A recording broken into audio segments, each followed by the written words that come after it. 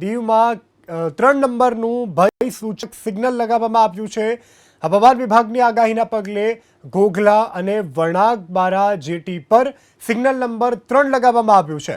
હવામાન વિભાગની આગાહીને લઈ અને દીવના દરિયામાં હાલ કરંટ જોવા મળી રહ્યો છે। આ કરંટ જોતાની સાથે જ 3 નંબરનું ભયજનક સિગ્નલ કે જે લગાવી દેવામાં આવ્યું છે।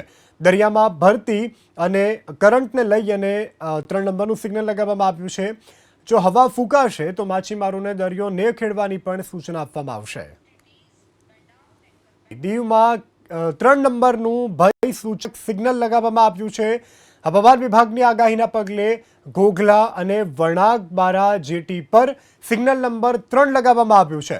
હવામાન વિભાગની આગાહીને લઈ અને દીવના દરિયામાં હાલ કરંટ જોવા મળી રહ્યો છે। આ કરંટ જોતાની સાથે જ 3 નંબરનું ભયજનક સિગ્નલ કે જે લગાવી દેવામાં આવ્યું છે।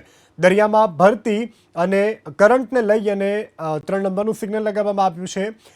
જો હવા ફૂંકાશે તો માછીમારોને દરિયો ન ખેડવાની પણ સૂચના આપવામાં આવશે।